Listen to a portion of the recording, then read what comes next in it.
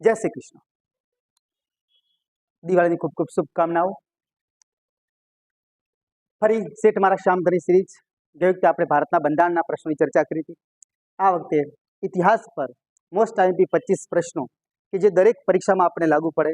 તો તમે જીપીએસસી પરીક્ષાની તૈયારી કરો છો, ક્લાસ 1 2, યુપીએસસીની કરો છો, ડીવાયએસઓ કરો છો, સીસીની કરો છો, એસટીઆઈની કરો છો, અથવા એસએસસી, કોઈ પણ પરીક્ષામાં લાગુ પડે એવા બધા મોસ્ટ આઈએમપી પરીક્ષાના પ્રશ્નો અમારે ખાસ કરીને પીએસઆઈ પોલીસને પણ લગતા મળી જાય. તો આપણે શરૂઆત કરીએ આ વર્ષની એક નવી શ્રેણી સાથે. પહેલું જ કોટેશન છે, આપણે વિચાર કરી શકો છો કોટેશન માટે. એકવાર હાર્યા બાદ ફરીથી પ્રયત્ન કરવામાં ડરશો નહીં, કારણ કે આ વખતની શરૂઆત શૂન્યથી નહીં થાય પણ અનુભવથી થશે. મોટા મોટા વિદ્વાનોએ કહ્યું છે, આ તો વાક્ય સ્વામી વિવેકાનંદનું છે, પણ વિદ્વાનો એવું કહેતા કે પ્રયત્ન કરવાથી સફળતા કે નિષ્ફળતા મળે એ 2 નંબરની વાત છે. સફળ થઈ જશો તો તમારું નામ થઈ જશે, નિષ્ફળ થશો તેવું માનવું કે નિષ્ફળ નથી ગયા પણ એક અનુભવ મળશે. એટલે તો ઇંગ્લિશમાં એક કહેવત છે કે experience is the best teacher. અનુભવ એ શ્રેષ્ઠ શિક્ષક છે. જે આપણી ભૂલ થાય છે ને આપણે એમાંથી કંઈક નવી શીખ મેળવો છો અને એમાંથી પછી સફળતા પ્રાપ્ત કરો છો, એવું આપણે બીજું કોઈ શીખવી નહીં શકે. તો વધારે ટાઈમ ન લેતા ડાયરેક્ટ કોણ બનેગા કરોડપતિના પહેલા પ્રશ્ન પર આપણે નજર કરીએ છીએ. પહેલો પ્રશ્ન છે, આપણે સાઈડમાં જોઈ શકો છો આકાશભાઈ સુથાર કે દિવાળીના સાનિધ્યમાં ધ્યાનમાં લઈને દીવા પર સાઈડમાં મૂક્યા છે. મૌર્ય વંશના કયા રાજા દેવાનામ પ્રિય અને પ્રિયદર્શી રાજા તરીકે જાણીતા હતા?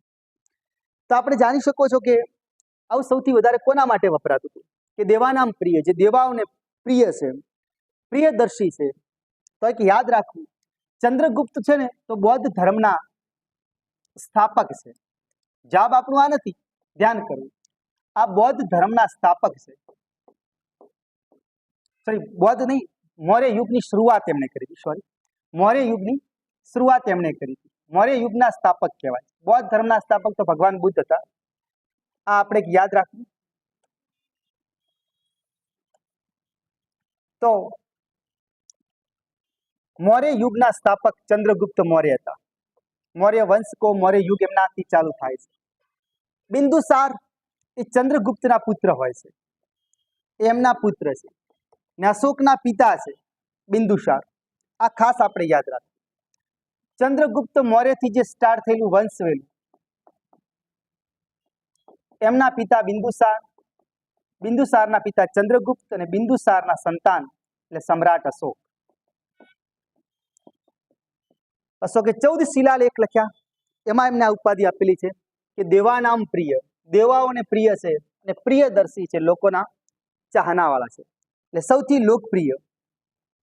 તો જવાબ આપનો આવે છે સમ્રાટ અશોક.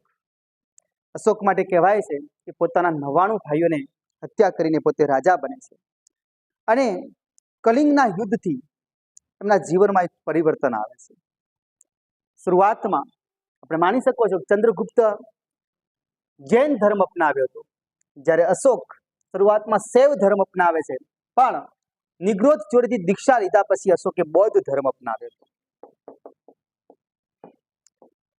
એટલે થોડુંક ધ્યાનમાં રાખજો કે મૌર્ય વંશના કયા રાજા માટે દેવાનામ પ્રિય શબ્દ વપરાય છે? તો સમ્રાટ અશોક માટે વપરાય છે.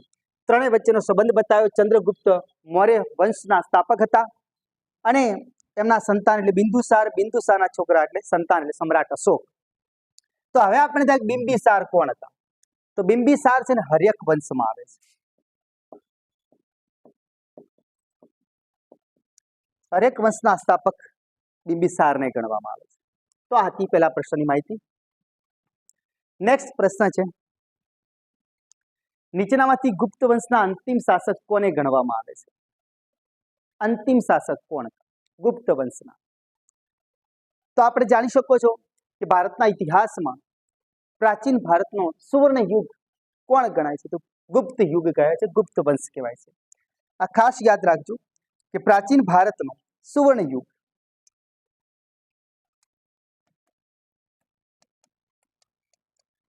પ્રાચીન ભારતનો સુવર્ણ યુગ તો ગુપ્ત વંશ કહેવાય છે, ગુપ્ત યુગ કહેવાય છે. એમાં આપણે ખાસ ચંદ્રગુપ્ત દ્વિતીયને આપણે ઓળખો છો, જેને વિક્રમાદિત્ય કહેવાય છે. સૌથી પરાક્રમી શાસક ગુપ્ત વંશમાં કોઈ હોય તો ચંદ્રગુપ્ત દ્વિતીય. આના દરબારમાં નવરત્નો રહેતા હતા. નવરત્નો આમના દરબારમાં રહેતા હતા. આપણે ખાસ યાદ રાખવું. તો ગુપ્ત વંશનો અંતિમ શાસક, સૌથી પહેલી ગુપ્ત વંશની જે સ્થાપના કરી, તો આપણે કોઈ પણ નામની આગળ શ્રી લખો છો, તો શ્રી ગુપ્ત જે હતા એ ગુપ્ત વંશના સ્થાપક કહેવાય છે. આ ખાસ યાદ રાખજો. 240 ઈસવીસનમાં એમને ગુપ્ત વંશની નીંવ રાખી હતી. જો પરીક્ષામાં પ્રશ્ન પૂછાય કે ગુપ્ત વંશના રિયલ વાસ્તવિક સ્થાપક કોને ગણવામાં આવે, ખાલી સ્થાપક પૂછે છે તો શ્રી ગુપ્ત આવે છે, પણ વાસ્તવિક સ્થાપક પૂછે તો યાદ રાખવું, વાસ્તવિક સ્થાપક ચંદ્રગુપ્ત પહેલાને ગણવામાં આવે. ચંદ્રગુપ્ત પહેલા કે જેણે ગુપ્ત સંવંતની 319માં શરૂઆત કરી. આપણે યાદ રાખવું, ગુપ્ત સંવંત એમને લાવ્યું 319 ઈસવીસનમાં ચલાવ્યું હતું. 319 240 ઈસવીસનમાં શ્રી ગુપ્તે ગુપ્ત વંશની સ્થાપના કરી હતી. અને ગુપ્ત વંશનો સૌથી પરાક્રમી શાસક કોને ગણવામાં આવે તો ચંદ્રગુપ્ત દ્વિતીયને, જેને આપણે વિક્રમાદિત્યના નામથી ઓળખો છો. અને એમના બારામાં જ કહેવાય છે કે આજે આપણો જે વિક્રમ સંવંત ચાલે છે, વિક્રમ સંવંત, ભલે એમનો સમયગાળો પાછળથી આવ્યો છે, પણ આપણે કહો છો કે ઈસવીસન પૂર્વે 56, એટલે વિક્રમ સંવંત છે ઈસવીસન કરતા 56 વર્ષ આગળ ચાલે છે. એ પણ આપણે માહિતી યાદ રાખવી. અને ચંદ્રગુપ્ત દ્વિતીય, જેના દરબારમાં નવરત્નો રહેતા હતા. ભારતના ઇતિહાસમાં 14 વિક્રમાદિત્યો થઈ ગયા. તેમાં સૌથી પરાક્રમી વિક્રમાદિત્ય, સૌથી પ્રખ્યાત તો ચંદ્રગુપ્ત દ્વિતીય આવે છે. આપણે યાદ રાખવું. અને આ વંશનો એક બીજો રાજા સમુદ્રગુપ્ત હોય છે. આ બધા પરાક્રમી શાસકો હતા એના. પણ અંત જેનો પતન થાય છે ગુપ્ત વંશનું, તો વિષ્ણુગુપ્ત નામના રાજા સૌથી છેલ્લા હોય છે. આ આપણે ખાસ યાદ રાખવું. રેડી? પુષ્યગુપ્ત કોઈ ઉલ્લેખ આવતો નથી. વિષ્ણુગુપ્ત એના સૌથી છેલ્લા શાસક હોય છે. કુમારગુપ્તનો ઉલ્લેખ આવે છે, રામગુપ્તનો આવે છે. યાદ રાખવું. પણ સૌથી છેલ્લે ગુપ્ત વંશના અંતિમ શાસક કોને ગણવામાં આવે છે તો વિષ્ણુગુપ્તને ગણવામાં આવે છે. આ પણ આપણે યાદ રાખશું. નેક્સ્ટ પ્રશ્ન છે, મોઢેરાનું સૂર્ય મંદિર નીચેના પૈકી કયા વિધાનો સાચા છે? તો મોઢેરાના સૂર્ય મંદિર બાબતે કયા વિધાનો સાચા હોઈ શકે? તો આ ખાસ યાદ રાખવું. મોઢેરાનું સૂર્ય મંદિર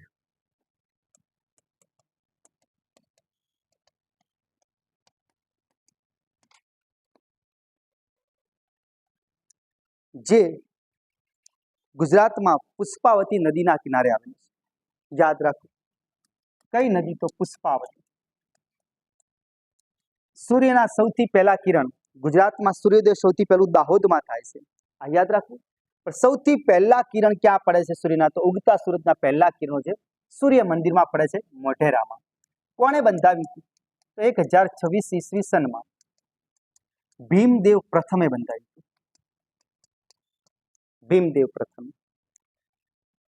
તો પહેલા જ લખેલું આ મંદિર ચાલુક્ય શાસન સાથે દરમિયાન બંધાયું હતું. તો ચાલુક્ય એટલે સોલંકી વંશ. આપણે યાદ રાખવું. આપણે ત્યાં ચાલુક્યનો અર્થ સોલંકી થાય છે.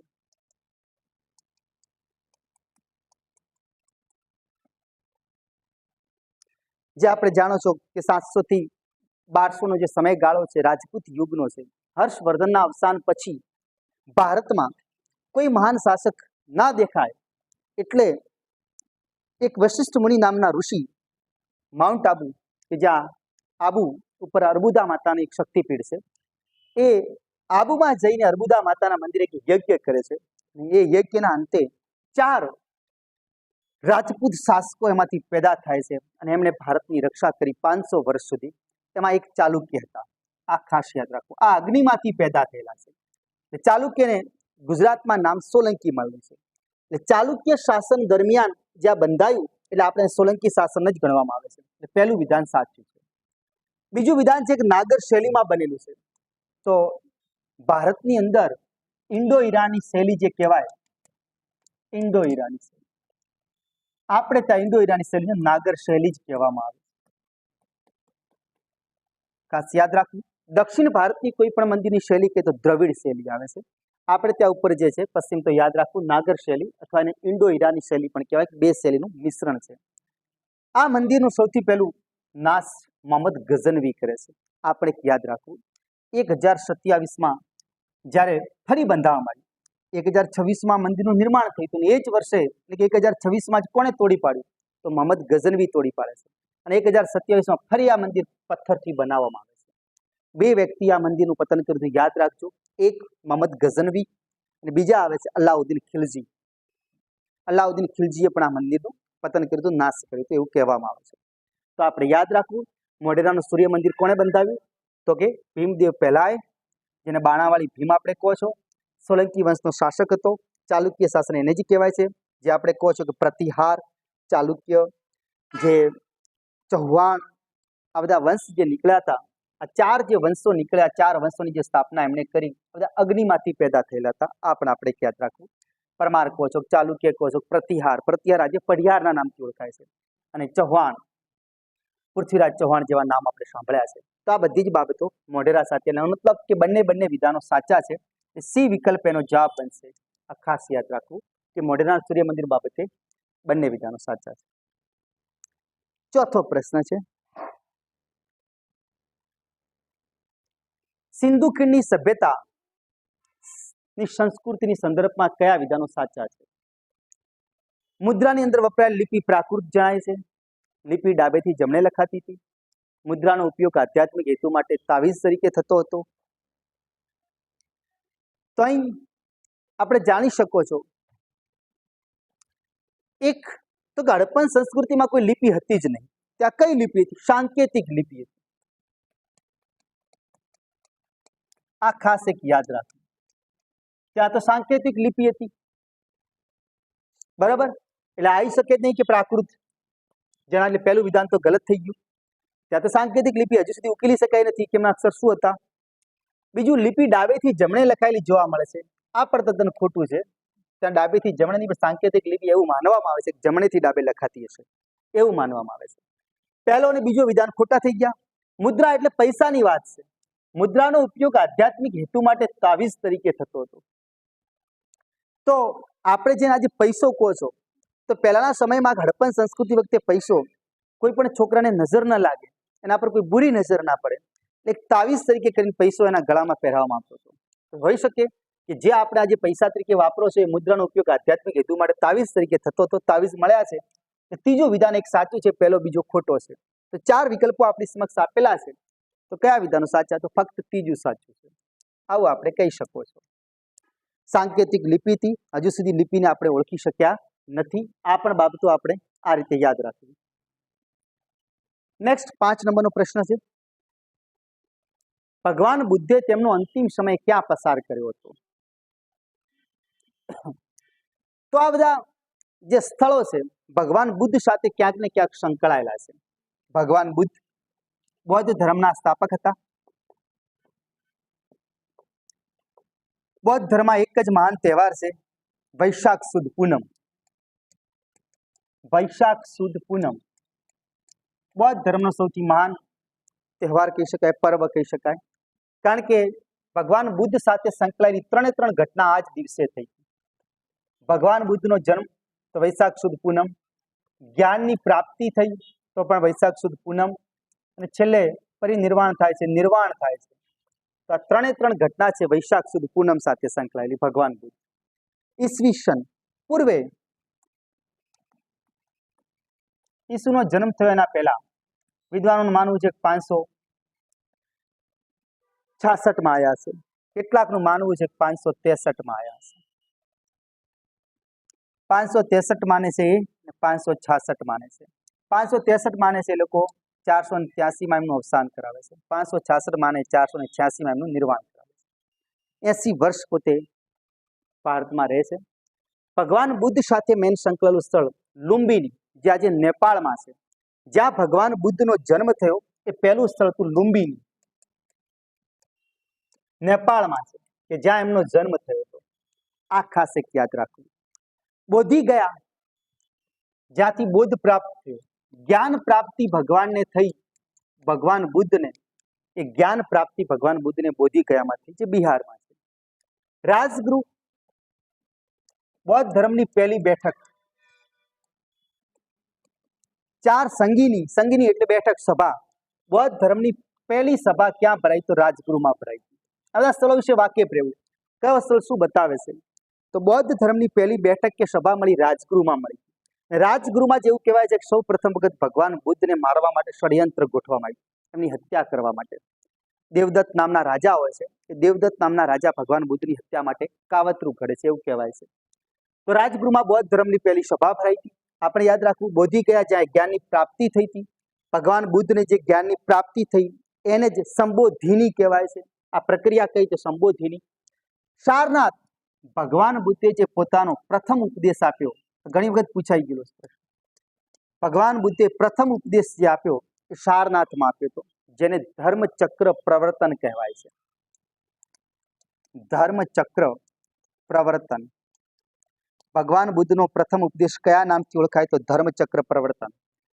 બોધી ગયા શું હતું? તો બિહારમાં આવેલું છે. જ્ઞાનની પ્રાપ્તિ થઈ હતી. જ્ઞાનની પ્રાપ્તિ થઈ એ પ્રક્રિયા કયા નામથી ઓળખાય? તો સંબોધિની કહેવાય છે.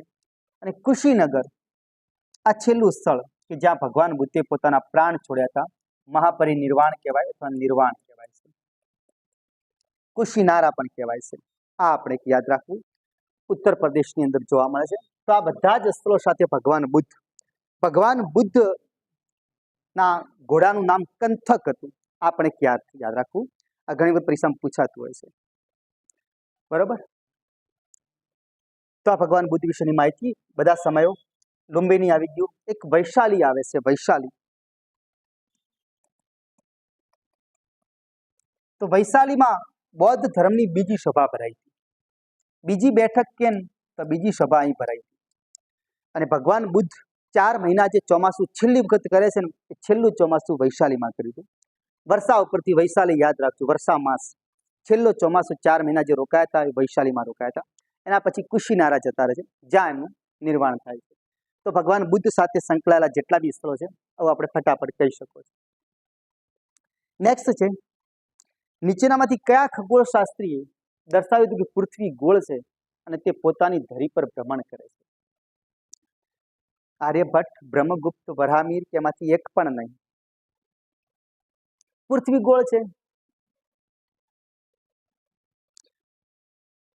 સૂર્ય કેન્દ્રિત સિદ્ધાંત પોતાની ધરી પર ફરે છે. તો અહીં આપણે કહી શકીએ કે મહાન વિદ્વાન આર્યભટ્ટ હતા. આર્યભટ્ટે પોતે જ આવું સાબિત કરી બતાવ્યું હતું કે પૃથ્વી ગોળ છે અને પોતાની ધરી પર ભ્રમણ કરે છે. પૃથ્વી પોતાની ધરી પર ફરે છે. તો આર્યભટ્ટીય જે પુસ્તક છે, પછી ગીત બોધિકા એ બી એમની પુસ્તક છે. તો આપણે કહી શકીએ કે આર્યભટ્ટ ચંદ્રગુપ્ત દ્વિતીયના દરબારમાં હતા. એમના સમયગાળા સમય થઈ ગયા. પણ આ ખાસ યાદ રાખજો કે ચંદ્રગુપ્ત દ્વિતીયના સમયમાં થયા પણ એના 9 રત્નોમાં નહોતા. આ યાદ રાખજો, 9 રત્નોમાં એમનો ઉલ્લેખ નથી આવતો. આ ખાસ યાદ રાખજો. વરાહમિહિર 9 રત્નોમાં હતા એવું કહી શકાય, પણ આર્યભટ્ટ ત્યારે હતા ન કહેવાય. આર્યભટ્ટે સૂર્ય સિદ્ધાંત નામની પુસ્તક પણ લખી છે. એ પુસ્તકની અંદર ઉલ્લેખ જોવા મળે, પૃથ્વી ગોળ છે અને પોતાની ધરી પર ફરે છે. સૌથી પહેલું એમને કહ્યું હતું આર્યભટ્ટ. 476 ઈસવીસન થી 550 એમનો સમયગાળો છે આર્યભટ્ટનો. ગુપ્ત વંશ દરમિયાન થઈ ગયા. શૂન્યની શોધ એમણે કરી હતી, પણ શૂન્યની શોધ એક ચિહ્ન તરીકે કરી હતી. આ યાદ રાખજો, સંખ્યા તરીકે નહોતી કરી. શૂન્ય શોધની સંખ્યા તરીકે પહેલી ગોઠવણી બ્રહ્મગુપ્તે કરી. શૂન્ય એક સંખ્યા છે, સંખ્યા તરીકે એનો પ્રયોગ થઈ શકે એવી સૌથી પહેલી જોગવાઈ બ્રહ્મગુપ્તે આપી. પણ શૂન્ય એક ચિહ્ન છે, સંકેત છે, એવી માહિતી આર્યભટ્ટે આપી. આર્યભટ્ટે જ અજ્ઞાત એક્સ ધારી શકાય, જેને આપણે ધારો કે એક્સ કહો છો, આવી સૌથી પહેલી શરત એમને લાવી હતી કે આવી ધારણા કરી શકાય અજ્ઞાત એક્સ. એમણે જ સૌથી પહેલું બાદ બાકીનું ચિહ્ન આપ્યું. જગતને બાદ બાકીના ચિહ્નની ભેટ એમણે આપી. એમણે જ અંક ગણિત, બીજ ગણિત,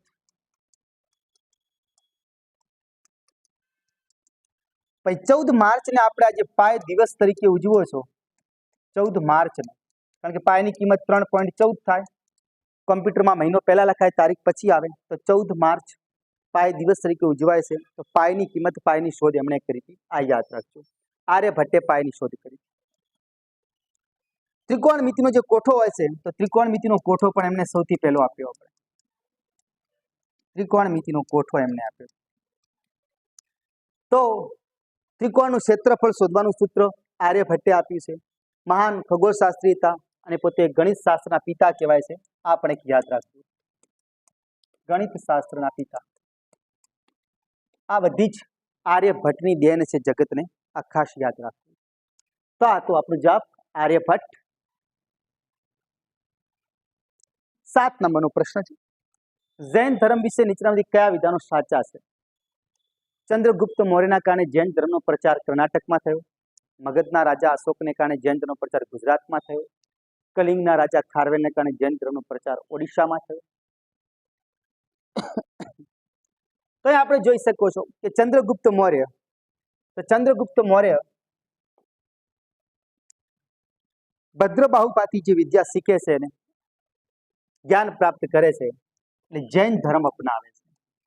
ચંદ્રગુપ્ત મૌર્ય જૈન ધર્મ અપનાવીને પોતે વાસ્તવમાં છેલ્લે અંતે કર્ણાટકના શ્રવણ બેલગોલામાં જ પોતાના પ્રાણ છોડે છે. એટલે આનો અર્થ થયો ચંદ્રગુપ્ત મૌર્ય જ્યાં જાય છે પોતાનું શાસન પોતાના પુત્ર બિંદુસારને સોંપીને પોતે દક્ષિણ ભારત તરફ જાય છે. જ્યાં પોતે ગયા ત્યાં જૈન ધર્મનો પ્રચાર થયો. તો સાચી વાત છે. તો પહેલો વિધાન સાચો છે. મગધના રાજા અશોકને કારણે જૈન ધર્મ, અશોક તો જૈન ધર્મ અપનાવતો જ નથી. ચંદ્રગુપ્ત મૌર્ય જૈન ધર્મ અપનાવે છે. એનો દીકરો બિંદુસાર, તો બિંદુસાર આજીવક સંપ્રદાય અપનાવે છે. અને બિંદુસારનો પુત્ર અશોક બૌદ્ધ ધર્મ અપનાવે છે. તો અશોકને બૌદ્ધને કોઈ લાગે વળતું છે જ નહીં. રેડી? કલિંગના રાજા ખારવેલ છે.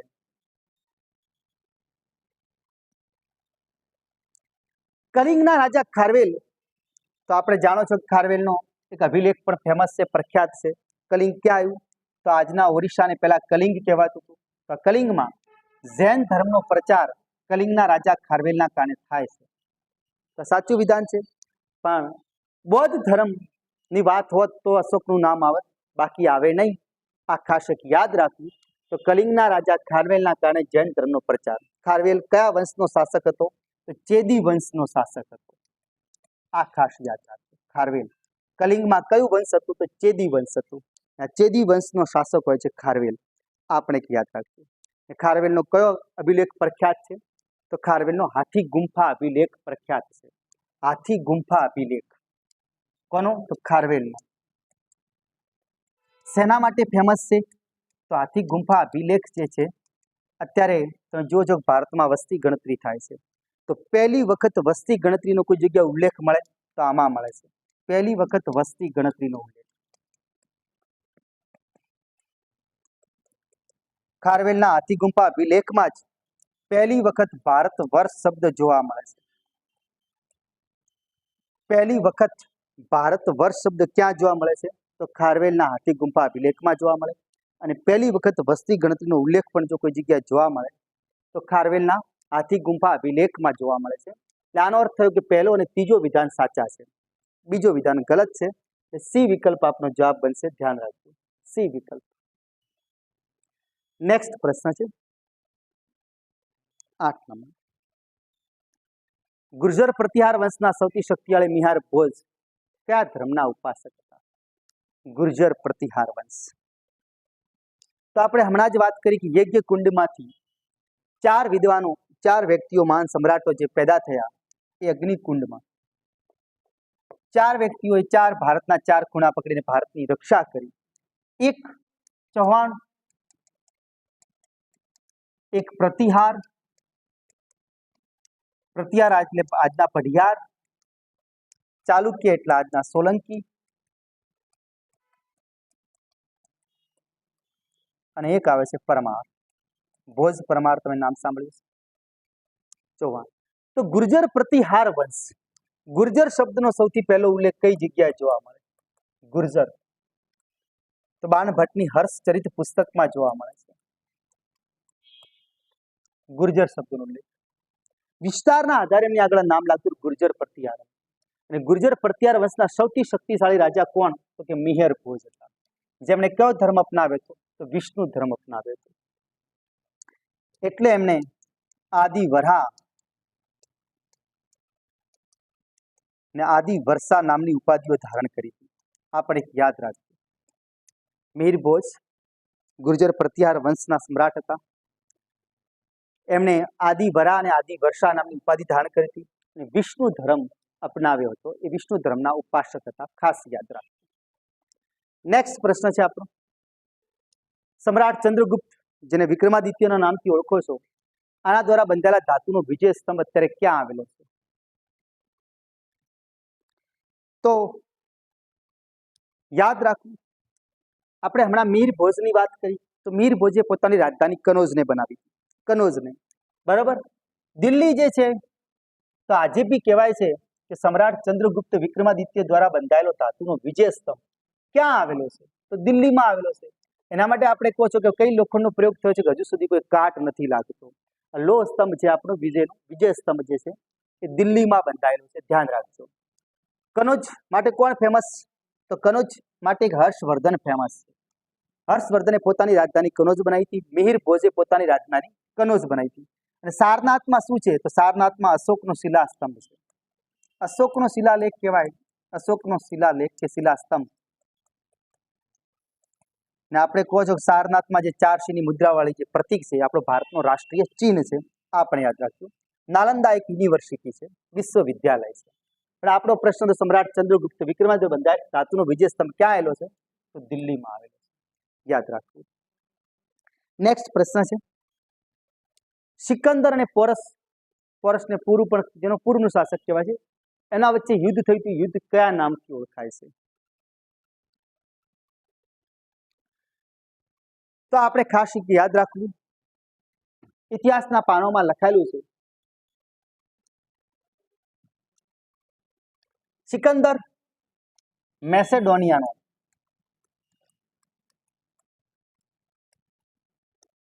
મેસેડોનિયાના શાસક ફિલિપનો પુત્ર સિકંદર વિશ્વ વિજેતા બનવા માટે નીકળેલો હતો. સિકંદરને ભારત આવવાનું આમંત્રણ કોણ આપે છે?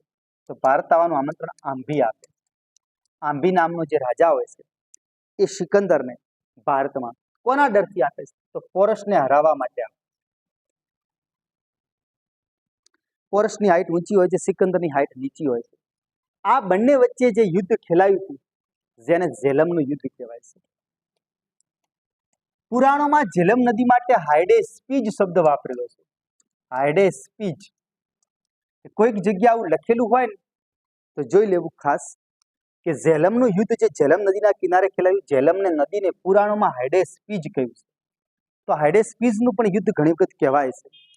સિકંદર અને પોરસ વચ્ચે ઝેલમનું યુદ્ધ ખેલાયું, જેમાં સિકંદર વિજેતા બને છે. છતાંય પોરસ નજરથી નજર મિલાઈને સિકંદરથી વાત કરી શકે છે. અને છેલ્લે કહે છે સિકંદર, કબ તેરે સાથ ક્યા કિયા જાય? પોરસ જવાબ આપે છે કે એક રાજા બીજા રાજા સાથે જે વ્યવહાર કરે તે વ્યવહાર કરે. એ સિકંદરને પણ લાગે છે કે દુનિયાના આટલા દેશ ફર્યો પણ કોઈ પહેલો સમ્રાટ મળ્યો છે કે હાર્યા પછી પણ મારાથી આંખથી આંખ મિલાઈને વાત કરી, કારણ કે આ ભારતનો શાસક છે. અને આંબીને કહ્યું કે તારા જેવા ભૂમિનું રક્ષણ ના કરી શકે. ભૂમિનું રક્ષણ કરી શકવા માટે સક્ષમ રાજા પોરસ છે. જીત્યા પછી પણ પોરસને પોતાનું પ્રાંત પાછો આપી દે છે આ સિકંદર હતા. હવે ઘણી પુસ્તકમાં શું કીધું છે? ચંદ્રગુપ્ત મૌર્યનો યુદ્ધ બતાવી દીધું છે કે જે સિકંદરનો એક સેનાપતિ હતો સેલ્યુકસ નિકેટર અને ચંદ્રગુપ્ત મૌર્ય વચ્ચે જે યુદ્ધ થયું એને ઝેલમનું યુદ્ધ કહી દે છે. વાસ્તવિકતા ખોટી છે. સાચી વાત તો આ છે કે ઝેલમનું યુદ્ધ કોના વચ્ચે થયું હતું? તો ઝેલમનું યુદ્ધ સિકંદર અને પોરસ વચ્ચે થયું હતું. આ આપણે યાદ રાખવું. અને ઝેલમ નદીના કિનારે જ સિકંદર આ વિજય પ્રાપ્ત કર્યા પછી પોતાના ઘોડાના નામ પરથી બુકાફેલા નામનું શહેર વસાવે છે. બુકાફેલા, આ યાદ રાખજો. એનું ઘોડાનું નામ હતું બુકાફેલા. સિકંદર દુનિયાનો એકમાત્ર વ્યક્તિ છે કે જે 3 ખંડો સાથે સંબંધ ધરાવે છે, એશિયા, યુરોપ અને આફ્રિકા. આ વસ્તુ વિચારવા જેવી છે. જન્મ એનું યુરોપ ખંડમાં થયું હતું, અવસાન એશિયા ખંડમાં થાય છે અને દફનામાં આફ્રિકા ખંડમાં આવે છે. આ પણ આપણે યાદ રાખવું. સિકંદર, જે પોતાના જીવનમાં 300 કરતા વધારે યુદ્ધ લડ્યો હતો અને એક પણ યુદ્ધમાં પરાજિત નહોતો થયો, એવું સિકંદર માટે કહેવાય છે. 11 નંબરનો પ્રશ્ન છે, કોના શાસનમાં ગુજરાત જૈન ધર્મનું બળવાન અને સમૃદ્ધ કેન્દ્ર બની ગયું હતું?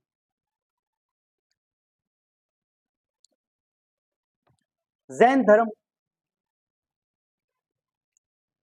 મેન તો વસ્તુ આ જ છે.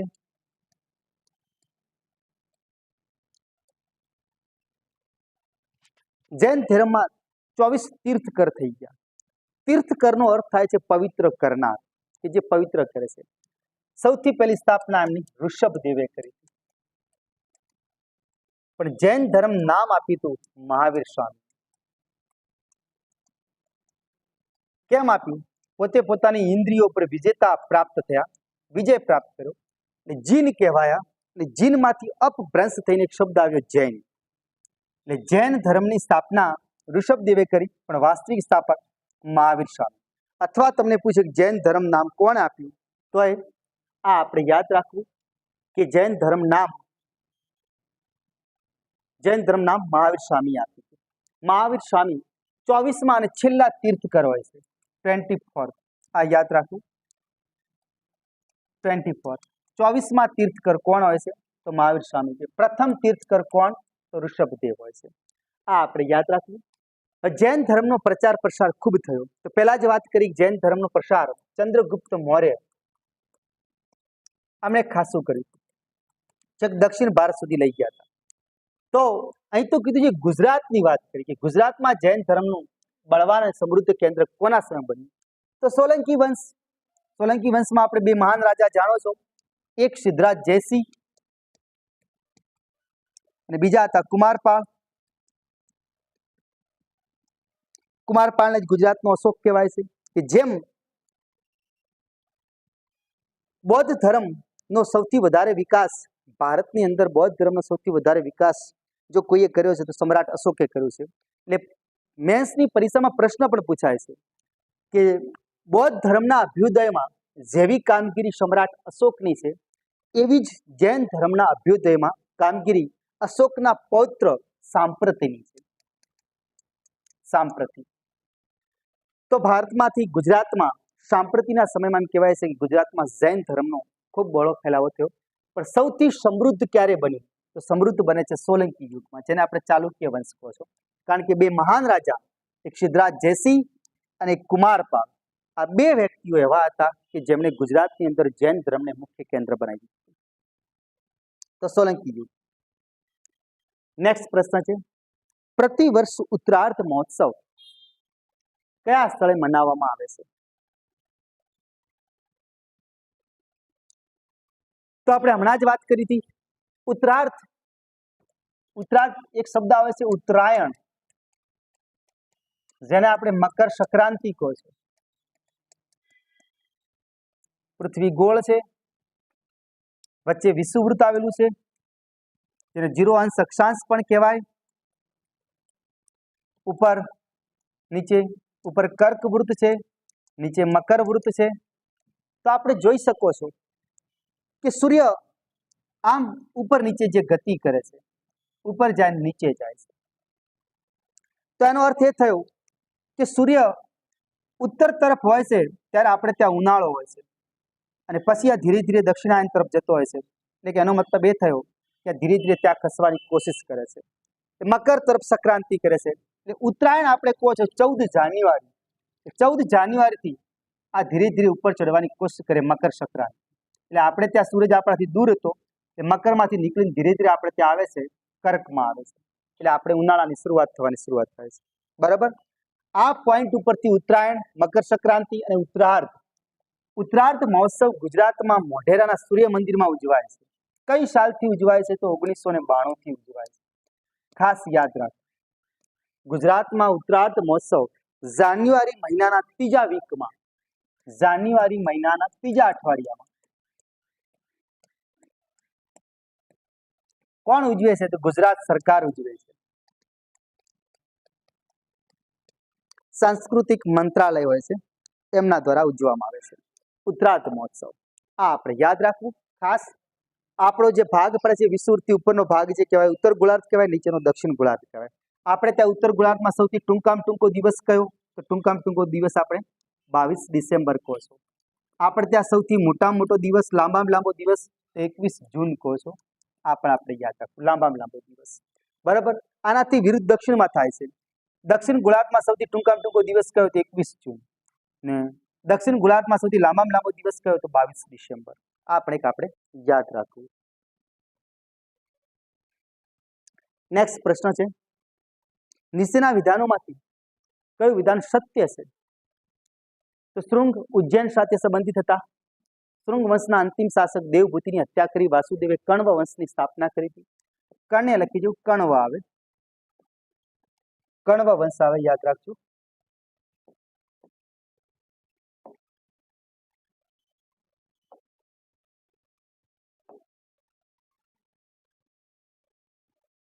કણવ વંશ. તો કણવ વંશની સ્થાપના કોણે કરી એ આપણે જોવું છે. તો કયું વિધાન સત્ય છે? તો શૃંગ ઉજ્જૈન સાથે સંબંધિત હતા. શૃંગ વંશના અંતિમ શાસક દેવભૂતિની હત્યા કરી વાસુદેવે કણવ વંશની સ્થાપના કરી હતી. તો આપણે જોઈએ ઇતિહાસમાં એક સૂત્ર બને છે, હસીન મેં સુખ શાવા.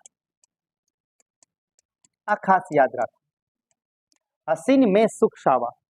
આનો મતલબ થાય છે હર્યક વંશ. આ પ્રાચીન ભારતના વંશો છે, હર્યક વંશ.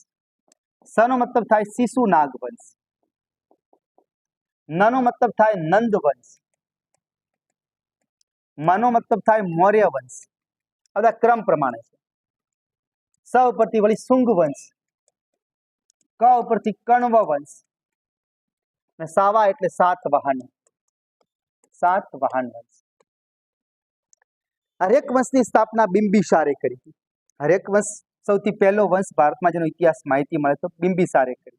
શિશુનાગ નામ પરથી જ પોતાના વંશનું નામ આપે છે, શિશુનાગ.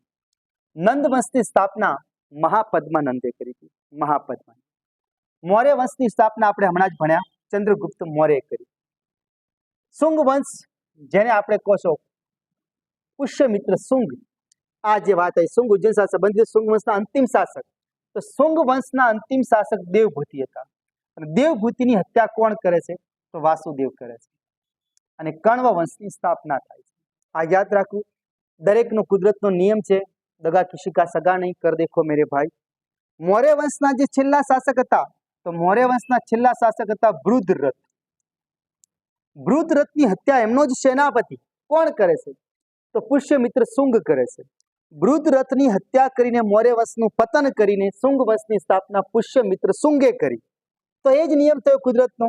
તો આ વંશનો છેલ્લો સ્થાપક દેવભૂતિ હતો, અને દેવભૂતિની હત્યા એનો જ સેનાપતિ વાસુદેવ કણવ કરે છે, અને પોતાના નામ પરથી કણવ વંશની સ્થાપના કરે છે. તો પહેલું વિધાન તો આપણે જવાનું બાકી છે, બીજું સાચું પડે છે કે વાસુદેવે કણવે કરી હતી. અને પછી છેલ્લે સાતવાહનો આવે છે. સાતવાહન વંશની સ્થાપના સિમુક નામના રાજાએ કરી. સિમુક નામના. એટલે આ ઇતિહાસમાં એક સૂત્ર છે ફેમસ, કે આને યાદ રાખો તો હસીન મેં સુખ શાવા. હવે શુંગ ઉજ્જૈન સાથે સંબંધિત હતા, તો યાદ રાખવું પુષ્યમિત્ર શુંગ પાટલીપુત્ર તો રાજધાની હતી જ એમની, પણ પ્લસ જે આજે ઉજ્જૈન તરીકે ઓળખાય છે એ પહેલા વિદિશા કહેવાતી. આ વિદિશાને પણ એક નવી રાજધાની બનાવે છે શુંગ વંશ, જ્યાં ઉજ્જૈન કહો છો. તો પહેલું વિધાન પણ સાચું છે, અને બીજું વિધાન પણ સાચું છે. એટલે આપણે કહી શકીએ કે બંને વિધાનો શુંગ વંશ સાથે સાચા છે. આ આપણે યાદ રાખવું, પુષ્યમિત્ર શુંગ. નેક્સ્ટ પ્રશ્ન છે, નીચેનામાંથી કયા સ્થળેથી માટીની ઈંટોનું બનેલું સ્ટેડિયમ અને બજારના પુરાવા મળી આવ્યા છે?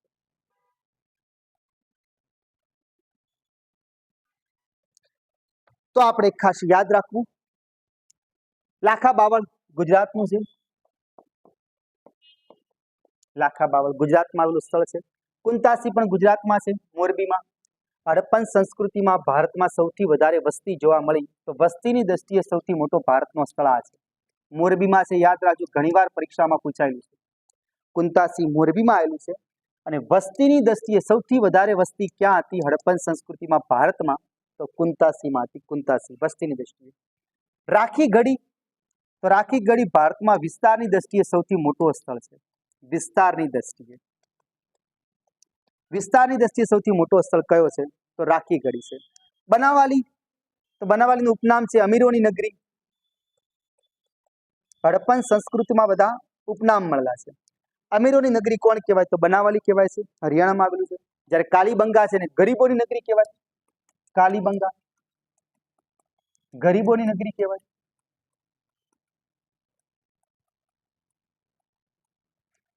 આ પણ આપણે યાદ રાખ. ધોળાવીરા લેક સિટી કહેવાય. ધોળાવીરા લેક સિટી કહેવાય, સરોવરોની ભૂમિ કહેવાય. એક પરીક્ષામાં હમણાં જ પ્રશ્ન પૂછાયો અને ત્યાં પ્રશ્ન પૂછ્યો હતો કે ભારતમાં સિંધુ ખીણની સંસ્કૃતિની રંગભૂમિ કોને ગણવામાં આવે છે? ભારતમાં સિંધુ ખીણની સંસ્કૃતિની રંગભૂમિ કોને ગણવામાં આવે? તો ધોળાવીરા આવે. આ સિંધુ ખીણની સંસ્કૃતિની રંગભૂમિ છે, યાદ રાખજો, નાટ્યભૂમિ છે. તો ધોળાવીરા. ધોળાવીરાનો અર્થ શું થાય છે? સફેદ કૂવો થાય છે. ધોળાવીરાને સફેદ કૂવો કહેવાય, આનો મતલબ. તો રાખી ગઢી વિસ્તારની દ્રષ્ટિએ ભારતનું સૌથી મોટું સ્થળ છે, ધ્યાન રાખજો. ક્યાં આવેલું છે? તો હરિયાણામાં છે. હરિયાણામાં. અહીં શું પૂછ્યું છે? કયા સ્થળથી માટીના ઈંટોનું બનેલું સ્ટેડિયમ મળ્યું છે? તો આપણે કહો છો સ્ટેડિયમ તો એક જ જગ્યાથી મળ્યું. કઈ જગ્યાથી? ધોળાવીરાથી. પણ હવે તાજેતરના જે ડેટા આવ્યા છે નવા, એમાં જાણવા મળ્યું છે કે કાચી ઈંટોથી બનેલું કાલીબંગામાં જે મકાન મળ્યા છે, ઘર મળ્યા છે, કાચી ઈંટોના મળ્યા છે, એટલે કાલીબંગાને ગરીબોની નગરી કહેવાય છે. આ યાદ રાખવું. બનાવાલીમાં પાકી ઈંટોના ઇમારતો મળી છે એટલે અમીરોની નગરી કહેવાય છે. પણ ઈંટોનું બનેલું સ્ટેડિયમ જો શબ્દ વાપરે, ખાલી સ્ટેડિયમ કે તો ધોળાવીરા આવે છે, માત્ર સ્ટેડિયમ. પણ જો શબ્દ વાપરી દે કે ઈંટોનું બનેલું સ્ટેડિયમ, તો આ પહેલું સ્ટેડિયમ છે જે ઈંટોથી બનેલું છે, સ્ટેપ બાય. તો આ ક્યાંથી મળ્યું છે? તો રાખી ગઢીથી મળ્યું. અને ત્યાંથી જ બજારના પુરાવા પણ મળ્યા છે. સાચો જવાબ રાખી ગઢી આવે છે. તાજેતરમાં પૂછાયેલો પ્રશ્ન છે, યાદ રાખવું. નેક્સ્ટ છે 15 નંબરનો પ્રશ્ન. આપણે આગળ, વેદકાળની નદી વિતસ્તાને કઈ આધુનિક નદી તરીકે ઓળખવામાં આવે છે? તો ખાસ તો આપણે યાદ રાખવું, ઋગ્વેદ પરીક્ષામાં પૂછાતી, યાદ રાખવું. 10મા મંડળમાં, ઋગ્વેદમાં 10મા મંડળમાં 21 નદીઓનો ઉલ્લેખ આવે છે. યાદ રાખજો, પરીક્ષામાં 21 નદીઓનો ઉલ્લેખ આવે. ઋગ્વેદના 10મા મંડળમાં, ઋગ્વેદના 10 મંડળ છે, એમાં સૌથી છેલ્લા મંડળમાં 21 નદીઓનો ઉલ્લેખ આવે છે. એમાં સૌથી પવિત્ર નદી સરસ્વતી નદીને ગણવામાં આવે છે. સરસ્વતી આજે ઘગ્ગર નામથી ઓળખાય છે. ઘગ્ગર, યાદ રાખજો. આને જ નદી, સૌથી પવિત્ર નદી ગણવામાં આવે છે. પવિત્ર નદી. તો ઋગ્વેદમાં જો કહેવામાં આવે કે ઋગ્વેદમાં સૌથી વધુ ઉલ્લેખ કઈ નદીનો? તો સિંધુ નદીનો. સૌથી વધુ વખત ઉલ્લેખ કઈ નદીનો?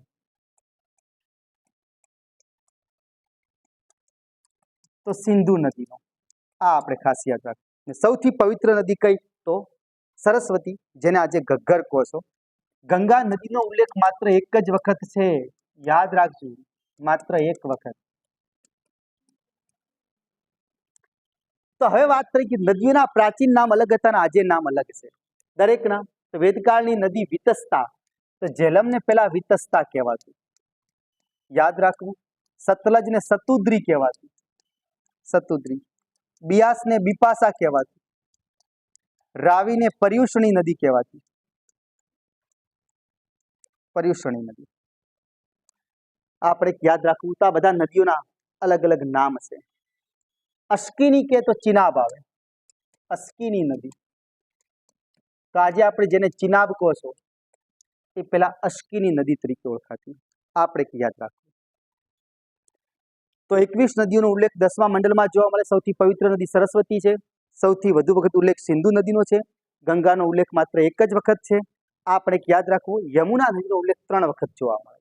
યમુનાના 3 અક્ષર છે, તો 3 વખત ઉલ્લેખ છે.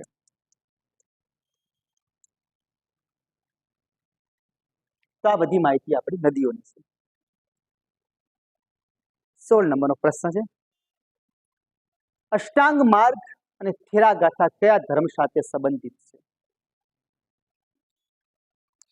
આપણે ક્લાસમાં બૌદ્ધ ધર્મ ભણાવ્યું ત્યારે આપણે સ્ટોરી પણ કરી હતી કે તારા વીણાના તારને, એટલો સખત પણ ના કરતો કે તૂટી જાય અને એટલો મૃદુ પણ ના કરતો કે એમાંથી સૂર પેદા ના થાય. તો બૌદ્ધ ધર્મ માટે કહેવાય હતું અષ્ટાંગ માર્ગ. અષ્ટાંગ માર્ગ એટલે જ મધ્યમ માર્ગ. મધ્યમ માર્ગનો સિદ્ધાંત કોણે આપ્યો? મધ્ય માર્ગ કો કે મધ્યમ માર્ગ કો, મધ્યમ એટલે વચ્ચેનો, અને મધ્ય માર્ગ પણ કહેવાય છે.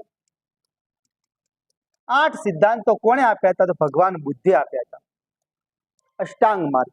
તો કયા કયા એવા સિદ્ધાંતો આવે? તો અષ્ટ સિદ્ધાંતો આપનાર વ્યક્તિ ભગવાન બુદ્ધ હતા. 8 સિદ્ધાંતો કીધા હતા. જેમ જૈન ધર્મના 3 રત્નો છે, બૌદ્ધ ધર્મના 3 રત્નો છે. જૈન ધર્મમાં 3 રત્નો આવે છે: સમ્યક દ્રષ્ટિ, સમ્યક જ્ઞાન, સમ્યક દ્રષ્ટિ, સમ્યક જ્ઞાન અને સમ્યક ચરિત્ર. એમ બૌદ્ધ ધર્મના 3 રત્નો કે તો કોણ આવે છે? તો બૌદ્ધ ધર્મના 3 રત્નો બૌદ્ધ, ધમ્મ અને સંઘ. આ બૌદ્ધ ધર્મના 3 રત્નો છે. આ યાદ રાખવું. જૈન ધર્મના 3 રત્નો આ છે, પણ આ બધાનું મિશ્રણ કરીને અષ્ટ સિદ્ધાંત, 8 પ્રકારના સિદ્ધાંત આપ્યા હતા બૌદ્ધે. એમાં લખી દો સમ્યક દ્રષ્ટિ હોવી જોઈએ. સમ્યક દ્રષ્ટિ છે, સમ્યક વાણી હોવી જોઈએ, સમ્યક આજીવિકા હોવી જોઈએ. આપણે જે વ્યવહાર કરો છો, રોજીરોટી કમાવો છો, એ સમ્યક હોવું જોઈએ. સમ્યક આજીવિકા હોય, સમ્યક કાર્ય હોવું જોઈએ, સમ્યક સંકલ્પ હોવો જોઈએ, સમ્યક સ્મૃતિ હોવું જોઈએ અને સમ્યક સમાધિ હોવી જોઈએ. આ બધા અષ્ટ સિદ્ધાંતો કોણે આપેલા છે? તો ભગવાન બુદ્ધે આપ્યા છે. તો શું મતલબ થાય થેરા ગાથા? તો બૌદ્ધ ધર્મમાં 2 શબ્દો આવે છે, થેરા ગાથા અને એક શબ્દ આવે છે થેરી ગાથા. એક પુરલિંગ છે કે સ્ત્રીલિંગ છે, આ રીતે થઈ જાય આપણા માટે. તો થેરા ગાથાનો મતલબ શું થાય? તો થેરા ગાથાનો અર્થ થાય છે બૌદ્ધ ભિક્ષુઓ દ્વારા જે પદ્ય રચના કરવામાં આવે છે, બૌદ્ધ ભિક્ષુઓ દ્વારા, તેને થેરા ગાથા કહેવાય.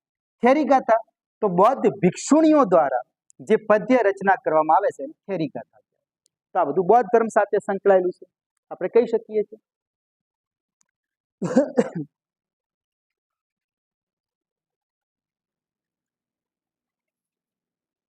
બૌદ્ધ ધર્મ સાથે 2 શબ્દો બીજા પણ આવે છે, ચૈત્ય અને વિહાર. આ પણ ઘણી વખત પૂછાય પરીક્ષામાં.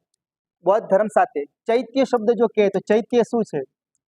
તો બૌદ્ધ સાધુઓ જે પ્રાર્થના કરે છે, ચૈત્ય પૂજા સ્થળ છે, પ્રાર્થના સ્થળ છે, યાદ રાખજો.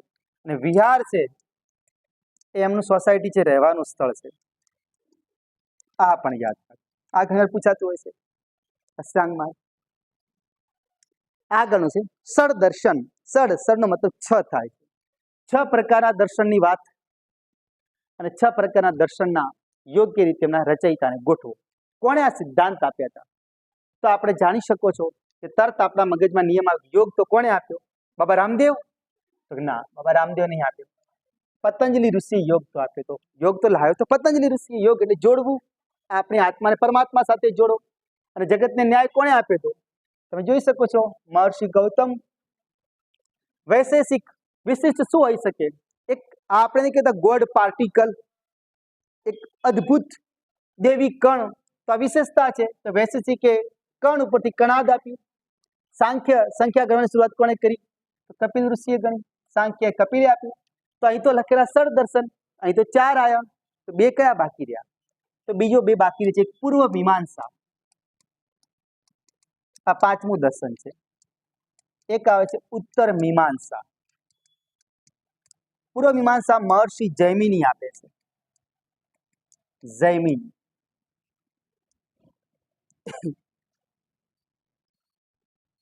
બીજું ઉત્તર મીમાંસા તો મહર્ષિ બાદરાયણ આપે છે. બાદરાયણ. જૈમિનીથી યાદ રાખજો. હમણાં આર્ટિકલ 370 છે, ઝુહીની આવતું હતું ને, ઝુલી, તેના પરથી યાદ રાખજો. જૈમિની, પૂર્વ મીમાંસા. તો આ સડ દર્શન છે, 6 પ્રકારના દર્શન છે. એકની સામે ગોઠવાય છે બોયનો બી, બીજાની સામે ગોઠવાય છે એ, ત્રીજાની સામે ગોઠવાય છે વૈશેષિક ડોગનો ડી, ચોથાની સામે ગોઠવાય સી. તો સી વિકલ્પ સાચો છે, આપણો જવાબ બની જાય. 6 દર્શન થઈ ગયા. નેક્સ્ટ પ્રશ્ન છે, નીચેના પૈકી કયો પલ્લવ રાજા ચાલુક્ય રાજા પુલકેશી બીજા સામે યુદ્ધમાં પરાજય થયો હતો? તો કયો પલ્લવ રાજા પુલકેશી સામે પરાજિત થયો હતો? પુલકેશી બીજો આપણે જાણો છો હર્ષવર્ધનને પણ હરાવ્યો હતો. તો યાદ રાખવું મહેન્દ્ર વર્મન હતો. મહેન્દ્ર વર્મન પહેલો.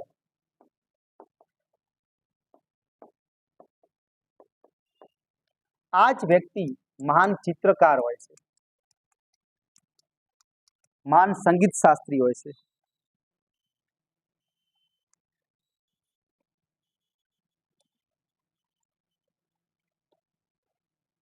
મહાન સંગીત શાસ્ત્રી હોય છે.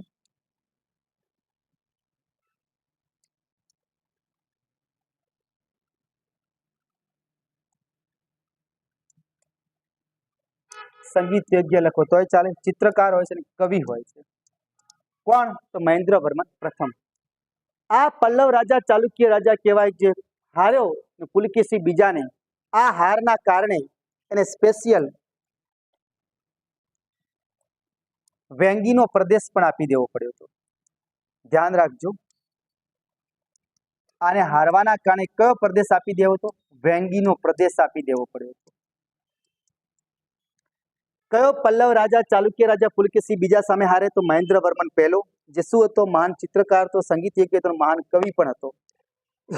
આણે જ એક મહાન હાસ્ય નાટક લખ્યું હતું, મત વિલાસ પ્રહસન. પરીક્ષામાં પૂછાયેલો છે. મત વિલાસ પ્રહસન નામનું એક મહાન હાસ્ય નાટક લખ્યું હતું. આને હાસ્ય નાટક લખ્યું હતું. બીજું, સંગીતનો એક મહાન ગ્રંથ લખ્યો હતો, કુંડ મીમાલય. હિમાલયને બદલે કુંડ મીમાલય. મહેન્દ્રવર્મન પહેલા જ લખ્યું હતું, આપણે યાદ રાખશું. તો મહેન્દ્રવર્મન પહેલો યુદ્ધ હારે છે. મહાન ચિત્રકારો, સંગીત કે કવિ પણ હોય છે, અને આ યુદ્ધમાં હારવાના કારણે પોતાનો વેંગીનો પ્રદેશ એને આપી દીધો હતો. નેક્સ્ટ છે કુમારગુપ્ત વિશેની આધારભૂત માહિતી ક્યાંના તામ્રપત્રમાંથી મળે છે?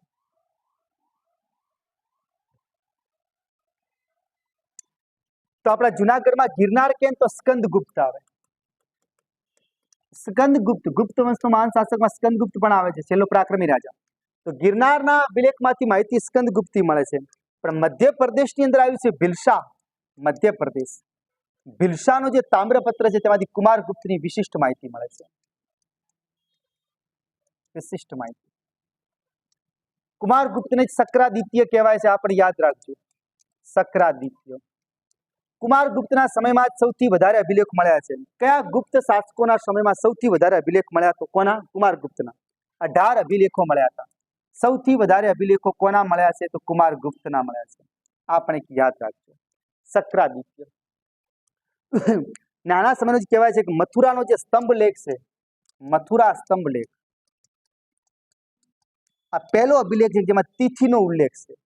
આના સમયમાં જ તિથિનો ઉલ્લેખ જોવા મળે છે. તિથિનો ઉલ્લેખ જોવા મળે છે. માખીને પણ થાય છે મારે બી ભણવું છે, એને બી રસ પડે છે, એટલે આખો દિવસ જોઈ લે છે. તો આપણે યાદ રાખવું બધું માહિતી. કુમારગુપ્ત વિશેની આધારભૂત માહિતી ક્યાંથી મળે છે? તો અને શક્રાદિત્ય પણ કહેવાય છે, મધ્યપ્રદેશના ભિલસાના તામ્રપત્રમાંથી મળે છે. ધ્યાન રાખજો. નેક્સ્ટ પ્રશ્ન છે 20 નંબર. નીચેના પૈકી કયા દેવતા ઋગ્વેદના સૌથી મુખ્ય દેવતા કહેવાય છે? ઋગ્વેદના મુખ્ય દેવતા કહેવાય છે. ઋગ્વેદ 2 શબ્દોનો બનેલો છે. ઋગ પ્લસ વિદ ધાતુ પરથી વેદ શબ્દ આવ્યો. વિદનો મતલબ થાય છે જાણવું. ઋકનો મતલબ થાય છે ઋચા અથવા મંત્ર અથવા સ્તુતિ, એના પરથી બનેલું છે ઋગ્વેદ શબ્દ. ઋગ્વેદનો સમયગાળો છે ઈસવીસન પૂર્વે 1500 થી 1000 BC. કયા ગાળામાં રચાયું છે? નવા ડેટા આવ્યા તો લખી દીધું પરફેક્ટ કે ઋગ્વેદનો સમયગાળો ઈસવીસન પૂર્વે 1200 છે. ઈસવીસન પૂર્વે, ઈસુનો જન્મ થયો એના પહેલા 1200 વર્ષ પહેલા. આ યાદ રાખવું. ઋગ્વેદ સૌથી વિશાળ અને સૌથી પહેલા લખાયેલો વેદ છે. સૌથી વિશાળ પણ છે અને સૌથી પ્રાચીન પણ છે. આ ઋગ્વેદનો જે મંત્ર જાપ કરે છે, જે વાંચે છે, એ પુરોહિતને હોતૃ કહેવાય છે. ઘણીવાર પરીક્ષામાં પૂછાય છે. ઋગ્વેદની ઋચાઓનું જે ગાન કરે છે એને શું કહેવાય? તો હોતૃ કહેવાય. ઋગ્વેદનો એક ઉપવેદ પણ છે, પેટા વિભાગ. જેને આયુર્વેદ કહેવાય છે. ઋગ્વેદનો એક ઉપવેદ છે જેને આયુર્વેદ કહેવાય છે. 1028 ઋચાઓ છે આની અંદર. 10,580 મંત્ર છે. ઘણી જગ્યાએ 10,552 પણ લખેલા છે. વિકલ્પ પછી ટીક કરી દેવું, નક્કી યાદ રાખવું. તો આ ઋગ્વેદની જે માહિતી છે એમાં સૌથી વધારે વખત જો કોઈનો ઉલ્લેખ જોવા મળે તો ઇન્દ્રને મળે. ઇન્દ્રનો ઉલ્લેખ 250 વખત છે. એટલે ગણવામાં આવે છે કે ઋગ્વેદના સૌથી મુખ્ય દેવતા કોણ હશે? ઇન્દ્ર, જે દેવોના રાજા ગણાય છે. ઇન્દ્રને કિલ્લા તોડનાર એટલે કે પુરંદર શબ્દ પણ વાપરેલો જોવા મળે છે. પુરંદર. આપણે ધ્યાન રાખવું, ઋગ્વેદમાં કુલ 10 મંડળ છે. 10 મંડળમાંથી પહેલો અને 9મો જે કહેવાય છે, પહેલો અને 10મો એ સૌથી નવા છે. બાકીના બધા 2 થી 9 જે છે પ્રાચીન છે એવું ગણવામાં આવે છે. ઋગ્વેદના ત્રીજા મંડળમાં ગાયત્રી મંત્રનો ઉલ્લેખ છે. ગાયત્રી મંત્ર કોને સમર્પિત છે? તો સૂર્ય ભગવાનને છે, અથવા ઉષા દેવી, જે લખેલું છે સૂર્ય, સવારે સૂર્ય જે ઉગે છે એને ઉષા જ કહેવાય છે, એટલે ઉષા દેવી લખેલું તો ભી ચાલે. ત્રીજા મંડળમાં ગાયત્રી મંત્રનો ઉલ્લેખ છે. ગાયત્રી મંત્રની રચના કોણે કરી? તો વિશ્વામિત્રે કરી. આપણે યાદ રાખવું. ઋગ્વેદના 7મા મંડળમાં દશરાગ્ન યુદ્ધનો ઉલ્લેખ જોવા મળે છે. દશરાગ્ન યુદ્ધ 7મા મંડળમાં છે. બ્રુગવેદના 10મા મંડળની અંદર જ આપણે કહી શકીએ કે 4 પ્રકારની વર્ણ વ્યવસ્થાનો ઉલ્લેખ જોવા મળે છે, જે આપણે કહીએ છીએ બ્રાહ્મણ છે, ક્ષત્રિય છે, વૈશ્ય છે અને શૂદ્ર છે. આ 10મા મંડળની અંદર ઉલ્લેખ જોવા મળે. સૌથી વધારે વખત ઉપયોગ કોનો થયેલો છે? તો ઇન્દ્રનો ઉપયોગ થયેલો છે. ઇન્દ્ર મુખ્ય દેવ કહેવાય છે. આપણે યાદ રાખવું.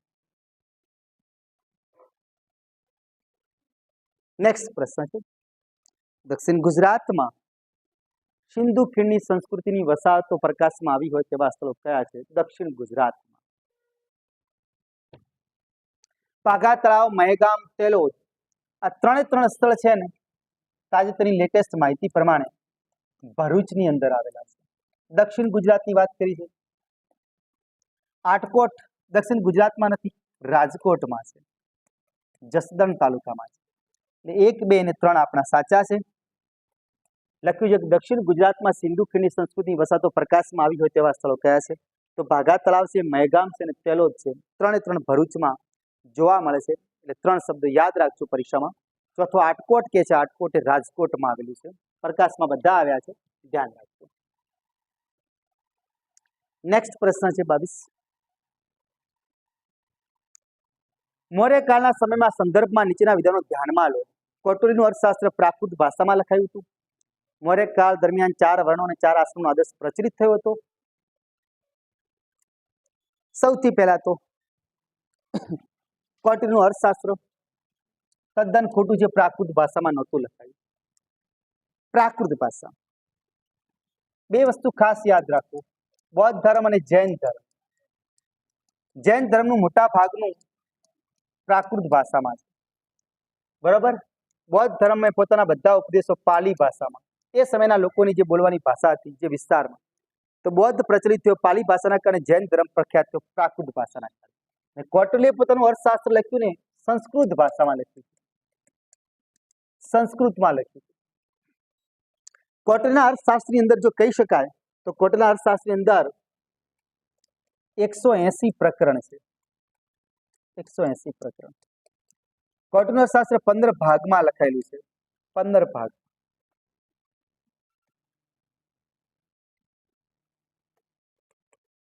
આ યાદ રાખવું. અને શું આપે છે? તો કોટલીનું અર્થશાસ્ત્ર મૌર્ય કાળના ઇતિહાસની માહિતી આપે છે. કોટલીનું અર્થશાસ્ત્ર છે મૌર્ય કાળના ઇતિહાસની માહિતી આપે છે, ધ્યાન રાખજો.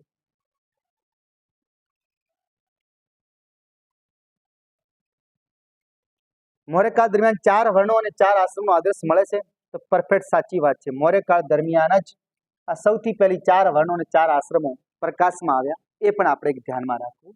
તો તદ્દન વિકલ્પ સાચો છે. મૌર્યકાળ દરમિયાન 4 વર્ણો પણ આવ્યા, 4 આશ્રમો પણ આવ્યા. બ્રહ્મચર્ય આશ્રમ, ગૃહસ્થાશ્રમ, વાનપ્રસ્થાશ્રમ, સંન્યાસ આશ્રમ. 4 જે કહેવાય 1 થી લગાવીને 25 કે આટલા સમય સુધી બાળકને ભણવું જોઈએ, બ્રહ્મચર્યનું પાલન કરવું જોઈએ, તો બ્રહ્મચર્ય આશ્રમ કહેવાય. 26 થી 50 જે કહેવાય છે તો ગૃહસ્થાશ્રમ કહેવાય છે, ગૃહસ્થ જીવનનું પાલન કરવું જોઈએ. 51 થી લગાવીને 75 51 તો 1 માં વાનપ્રસ્થાશ્રમ કહેવાય છે અને 76 થી 100 જેમાં સંન્યાસ લઈને બેસી જવું જોઈએ સંન્યાસ આશ્રમ કહેવાય.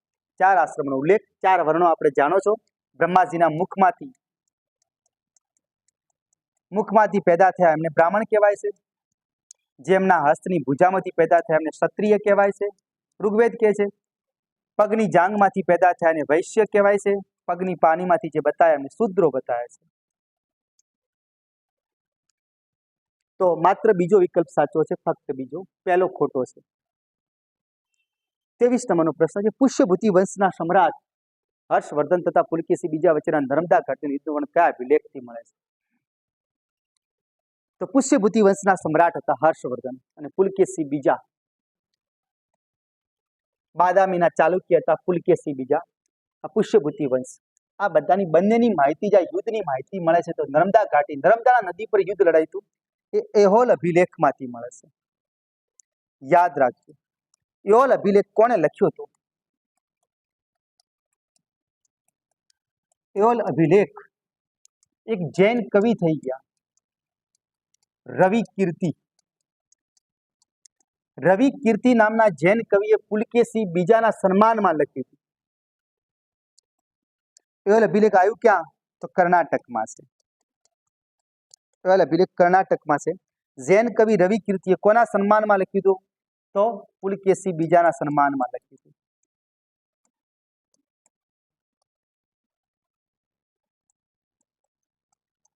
આ પણ આપણે યાદ રાખવું. નેક્સ્ટ પ્રશ્ન છે, જૈન ધર્મના પાર્શ્વનાથ ભગવાને 4 મહાવ્રતોનો ઉપદેશ આપ્યો હતો. ભગવાન મહાવીર સ્વામી એમાં એક 5મા વ્રત તરીકે કોને અલગ સ્થાન આપ્યું હતું? તો 23મા ક્રમના જૈન ધર્મના તીર્થકર્તા, 23મા 23rd તીર્થકર. તીર્થકરનો મતલબ પવિત્ર કરનાર. પાર્શ્વનાથે જે કહી શકાય તો એમણે 4 મહાવ્રતોનો ઉપદેશ આપ્યો હતો. કયા કયા? તો એક સત્ય બોલવું જોઈએ, અહિંસાનું પાલન કરવું જોઈએ, અપરિગ્રહ, જરૂર પૂરતો સંગ્રહ કરવો જોઈએ, વધારે સંગ્રહ ના કરવો જોઈએ. ચોથું હતું અસ્તે, મતલબ થાય ચોરી ના કરવી. સત્ય બોલવું, અહિંસાનું પાલન કરવું, કોઈની હિંસા ન કરવી, અપરિગ્રહ એટલે વધારે પડતું સંગ્રહવું નહીં, અસ્તે એટલે ચોરી ન કરવી. આ 4 સિદ્ધાંતો કોણે આપ્યા હતા? ભગવાન પાર્શ્વનાથે આપ્યા. પણ એની અંદર 5મો છે ને બ્રહ્મચર્યનો કોણે જોડ્યો? તો મહાવીર સ્વામી જોડ્યો. કે જો તમારું ચરિત્ર ઉમદા હશે તો તમે ઘણું બધું કરી શકશો. એટલે બ્રહ્મચર્યનું પાલન કરશો તો આપોઆપ જ્ઞાનની પ્રાપ્તિ થઈ જશે. આ 5મો વ્રત બ્રહ્મચર્યનું કોણે જોડ્યું? તો ભગવાન મહાવીર સ્વામી જોડ્યું. ઇંગ્લિશમાં એક કહેવત બને છે કે wealth is lost then nothing is lost. જો તમે સંપત્તિ ગુમાવી છે તો કશું જ ગુમાવ્યું નથી. Wealth is lost. વેલ્થ એટલે સંપત્તિ. બીજું આવે છે હેલ્થ ઇઝ લોસ્ટ. જો તમે તંદુરસ્તી ગુમાવી છે, health is lost then something is lost. તો તમે થોડુંક ગુમાવ્યું છે, કંઈક ગુમાવ્યું. But character is lost then everything is lost. જો તમે ચારિત્ર હારી ગયા છો તો તમે બધું જ ગુમાવી નાખ્યું છે. આ ઇંગ્લિશમાં એક કહેવત છે. 25મો લાસ્ટ આપનો પ્રશ્ન છે, અનુગુપ્તકાલીન સાહિત્યના કર્તા અને તેમના સાહિત્યના જોડકાને જોડતો યોગ્ય વિકલ્પ પસંદ કરો. કોણે કોણે કયું લખ્યું હતું? તો આપણે જાણી શકો છો કવિ ભટ્ટી જે કહેવાય એમને રાવણનું વધ કરાવ્યું હતું. રાવણના વધ ઉપર એમને લખ્યું હતું.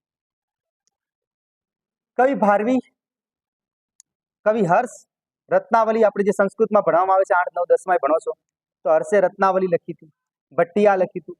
ભારવી કિરાતા અર્જુનીયનો લેખક હતો. ભવભૂતિ માલતી માધવ લખ્યું હતું. આપોઆપ બધું ગોઠવાઈ જાય તો ભારવી ઉપરથી ચાલો કિરાત અર્જુન. એકની સામે સી, તો 3 વિકલ્પોમાં એકની સામે સી છે. તો કઈની ચોથા પર જુઓ. ચોથામાં ડોગનો ડી ક્યાં છે? તો ચોથામાં ડોગનો ડી અહીં છે. અહીં છે ચોથામાં ડોગની, પણ એકની સામે સી નથી. તો હવે જોવા ટ્રાય કરો.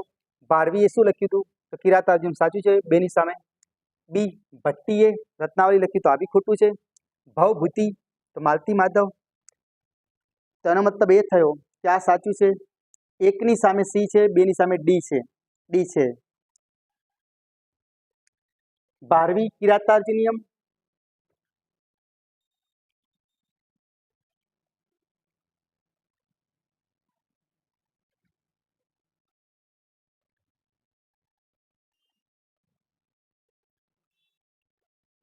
રેડી? તો આપણે કહેતા ભારવી, તો ભારવી ને ભટ્ટી, ભટ્ટી રાવણ વધ લખી હતી. એકની સામે બેની સામે ડી ગોઠવાવું જોઈએ. ગોઠવાય છે. એકની સામે સી કિરાતાર્જુની. ભારવી કોના લેખક હતા? કિરાતાર્જુનીના લેખક હતા. બરોબર? તો એના આધારે આપણે કહી શકો છો કે ભાઈ ભારવી પદ એકની સામે સી થઈ જાય, બેની સામે ડી. ભવભૂતિએ શું લખ્યું હતું? તો માલતી માધવ લખ્યું હતું. તો ત્રીજાની સામે એ થાય છે. ને કવિ હર્ષ, જે આપણે સંસ્કૃતમાં ભણતા આવ્યા છે, જેના વિશે રત્નાવલી લખાય છે, તો કવિ હર્ષે રત્નાવલી લખી હતી. એનો મતલબ કે બોયનો બી વિકલ્પ સાચો છે. આ ગુપ્તકાલીન પછીના સમયગાળામાં એટલે કે અનુગુપ્તનો યુગ કહેવાય. એ સમયે જે સાહિત્યના કર્તાઓ થઈ ગયા, એમણે અલગ અલગ કૃતિઓની રચના કરી. એ અલગ અલગ કૃતિઓના કવિ છે. આ આપણે ધ્યાન રાખવું. તો આ હતા આપણા બધા પ્રશ્નો. નેક્સ્ટ કહી શકો છો થેન્ક્સ ફોર વોચિંગ ને સબસ્ક્રાઇબ. જો તમે આ ચેનલ પર નવા હો તો આ ચેનલને સબસ્ક્રાઇબ કરો. એટલે તમે નવો વિડીયો બનાવો છો મહેનત કરીને, એ તમારી સમક્ષ આવે અને પરફેક્ટ માહિતી તમે ગોઠવી શકો અને પરીક્ષા માટે જઈ શકો, સફળ થઈ શકો. હેપી દિવાળી છે. દેવ દિવાળીની એડવાન્સમાં ખૂબ ખૂબ શુભકામનાઓ છે. દેવી લક્ષ્મી તમારા પર આશીર્વાદ વરસાવે. તમને અને તમારા પરિવારને દિવાળીની ચામુંડા એકેડમી તરફથી હાર્દિક શુભેચ્છાઓ અને શુભકામનાઓ છે. આ શુભ દિવસો તમારામાં અપાર ખુશીઓ અને સફળતા લાવે અને તમારા પરિવારમાં એકતા બાંધે એવી પ્રાર્થના છે. ભગવાને પ્રાર્થના કરી તમે આ વર્ષે 1001% સફળ થઈ જાઓ અને સરકારી નોકરી મેળવો એવી અમારી ખૂબ ખૂબ શુભેચ્છાઓ છે. જય હિન્દ, જય ભારત, શુભ રાત્રિ.